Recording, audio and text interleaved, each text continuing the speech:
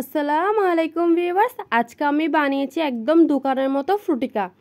ফ্রুটিকাটা আমরা সবসময় দোকান থেকে কিনে খাই। আপনারা যদি চান তাহলে কিন্তু ঘরে বসেও খুবই ইজিভাবে বানিয়ে নিতে পারেন ফ্রুটিকা। তো চলুন আপনাদেরকে শিখিয়ে দিচ্ছি কিভাবে ঘরে বসে ফ্রুটিকা বানাতে হয়। আর ঘরে বসে ফ্রুটিকা বানানোর একটাই সুবিধা, কোনো রকমের কেমিক্যাল থাকে না, একদম হেলদি আর টেস্টি দুইটাই হয়। আর দোকান থেকে কেনার ঝামেলাও থাকে না, আমরা আম কিনে বানিয়ে নিতে পারি সহজে ফ্রুটিকা। তো প্রথমে একটি ডেক্সিতে নিয়ে নিব বেশ কিছু পরিমাণ পানি।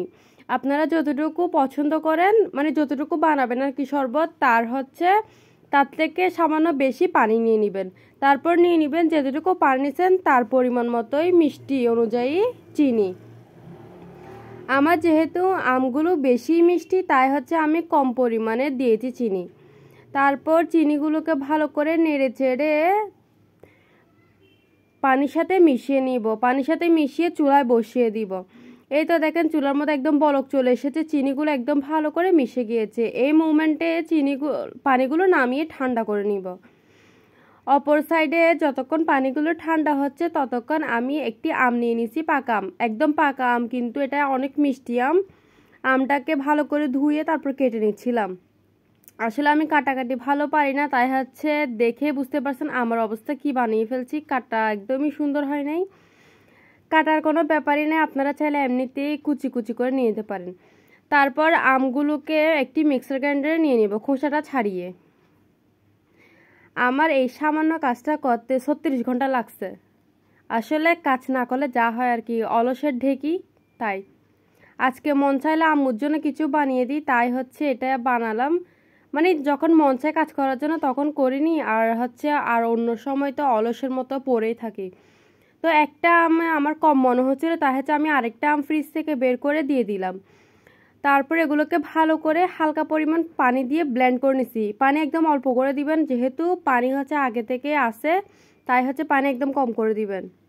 যেহেতু আমরা এই আমের পাল্পগুলো পানিতে মিক্স করব, তাই পানি কিন্তু কম করে দেওয়ার চেষ্টা করবেন।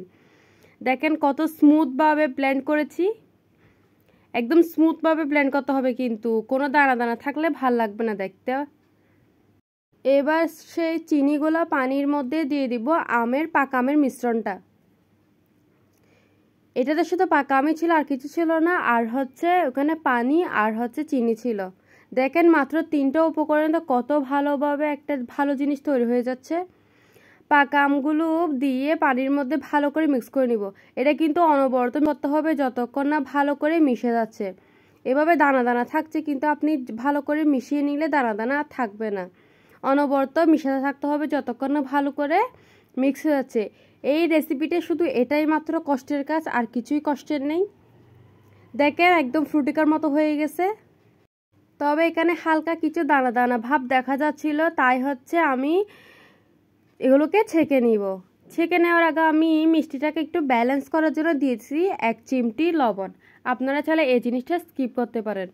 লবণটাও ভালো করে মিক্স করে দিলাম। তারপর আমি সবগুলো ফ্রুটিকা ছেঁকে নিছি। দেখেন ছেঁকে নেওয়ার পর কত স্মুথ হয়েছে, আর একদম বাজারে কেনা ফ্রুটিকার মতো লাগছে, তাই না? আমি বলছি না, আপনারাই নিজেরাই দেখেন একদম বাজারে কেনা ফ্রুটিকার মতোই লাগছে। তারপর ফ্রুটিকাগুলো গ্লাসে ঢেলে নিলাম খাওয়ার জন্য আর কি। আম্মুর জন্য বানিয়েছি, আমি একটু টেস্ট করতে পারি। আমি 1 গ্লাস নিয়ে বাকিগুলো ফ্রিজে রেখে দিছি। এরকম ঠান্ডা ঠান্ডা খেতে কিন্তু অনেক ভালো লাগে। ধন্যবাদ এতক্ষণ সাথে থাকার জন্য। আল্লাহ হাফেজ।